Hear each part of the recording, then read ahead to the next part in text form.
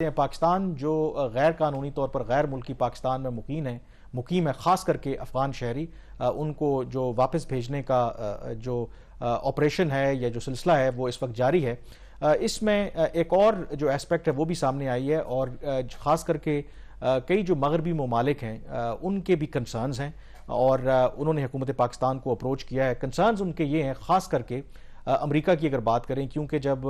امریکی افواج کا انخلا ہوا تھا اور جس طریقے سے انخلا ہوا تھا، کسی کی وہم و گمان میں بھی نہیں تھا کہ اتنی جلدی سے جو افغان طالبان دوبارہ اقتدار میں آ جائیں گے، تو بڑا ہیپ ہیزرڈلی وہاں سے ایک تو امریکی افواج کا انخلا ہوا، پھر بہت سے ایسے افغان شہری جو امریکہ کے لیے وہ کام کرتے رہے، ان کی ملٹری کے لیے، ان کی انٹیلیجنس ایجنسیز کے لیے، ان کے کانٹریکٹرز کے لیے، تو کچھ لوگوں کو تو وہ اپنے ساتھ لے گئے، لیکن اتنی بڑی تعداد تھی کہ ساروں کو لے جانا ممکن نہیں تھا۔ تو اس وقت ان مغربی ممالک نے، خاص کر کے امریکہ، کینیڈا، یو کے، انہوں نے پاکستان سے ریکویسٹ کی کہ آپ فی الحال ان فرسٹ فیز ایسے تمام افغان جو نیشنلز ہیں ان کو اپنے ملک میں پناہ دے دیں، اور ہم as soon as possible in کو ری سیٹل کروا دیں گے، ان کو اسائلم دے دیں گے اور اپنے ملکوں کو لے جائیں گے۔ لیکن 2 سال سے زیادہ عرصہ ہونے کو ہے، اور ابھی بھی ہزاروں کی تعداد میں ایسے افغان نیشنلز پاکستان میں موجود ہیں۔ اور شہباز، جب پاکستان نے اس ڈیڈ لائن کا اعلان کیا کہ 31 اکتوبر تک ایسے تمام جو افراد غیر قانونی طور پر مقیم ہیں، یا ایون کہ ان کا ویزا جو وہ بھی اوور سٹے کر رہے ہیں، تو ان کو پاکستان سے جانا ہوگا، تو پھر ان ممالک کی دوڑیں لگیں۔ ایک سینئر پاکستانی اہلکار نے مجھے بتایا کہ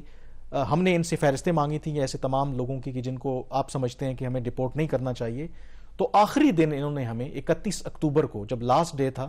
اس وقت ہمیں امریکہ نے ایک فہرست دی جس میں 25,000 سے زیادہ لوگ تھے جو پاکستان میں اس وقت مقیم ہیں، اور ود اے ریکویسٹ انہیں کہا کہ ان کو آپ ڈپورٹ نہ کریں۔ لیکن اس کے اندر بھی جو انٹرسٹنگ جو ایسپیکٹ تھا، جب پاکستان کے حکام نے اس فہرست کی جانچ پڑتال کی، تو پاکستان نے اس کو فلاڈ، انکمپلیٹ پایا، کیونکہ اس فہرست کے اندر پاکستانی حکام کا یہ کہنا تھا کہ مثلاً شہباز رانا سمپلی انہوں نے لکھ دیا، آگے اس کی کوئی آئیڈینٹی نہیں ہے، اس کی ولدیت کا نہیں پتہ، وہ کہاں کا رہنے والا ہے، کوئی چیزیں نہیں ہیں۔ اور کچھ کیسز کے اندر یہ بھی انکشاف ہوا ہے کہ کچھ ایسے لوگ بھی ہیں جو افغان نیشنلی نہیں ہیں، ان کی نیشنلٹی افغان نہیں ہے، لیکن وہ پاکستان میں موجود ہیں اور امریکہ کے لیے وہ کام کرتے رہے۔ یہ تو کامران بہت بڑی بات ہے، لیکن امریکن اسٹیٹ ڈپارٹمنٹ وہ کہہ رہا ہے، کلیم کر رہا ہے کہ 25,000 سے زائد لوگ جنہوں نے ان کے لیے کام کیا، کوئی کتنے 20 سال یہ جنگ چلی ہے، 20 سال جنگ چلی ہے، ٹھیک ہے، اور ان کو یہ نہیں پتا کہ یہ جو 25,000 اس کے لیے کام کر رہے تھے، ان کی کمپلیٹ ایڈریسز کیا ہیں، ان کی آئیڈینٹیفیکیشن کمپلیٹ کیا ہے، ایک ان کو سر نیم پتا ہے یا گیون نیم پتا ہے۔ لیکن اس کی یہ آدھی سٹوری ہے نا، جب یہ میں نے آج سٹوری ٹریبیون میں چھپی ہوئی ہے، تو پھر مجھے ظاہر سفارتی ذرائع نے رابطہ کیا اور انہوں نے اس کی وضاحت کی۔ ظاہر انہوں نے ڈینائی نہیں کیا کہ ایسی چیز نہیں، اور انہوں نے وضاحت یہ کی کہ یہ جو پاکستان جس کو کہہ رہا ہے کہ نامکمل ہے یا پوری تفصیلات نہیں دی، تو اس کی انہوں نے بتایا ریزن کہ پرائیویسی اور سیکیورٹی ریزنز کی وجہ سے ہم پوری جو معلومات ہے وہ پاکستانی اتھارٹیز کے ساتھ شیئر نہیں کر سکتے۔ اب اس کی وضاحت بنتی نہیں، اس میں ریزن ہے نا، مطلب میں آپ کو بتاتا ہوں کہ ان کو کہیں دیکھیں، پاکستان اور امریکہ کے جتنے بھی ایلائز رہے ہوں، there is a element of trust deficit. Pakistan کو بھی کنسرنز ہیں کہ یہ 25,000 سے زیادہ جو لوگ ہیں، انڈیویجولز ہیں،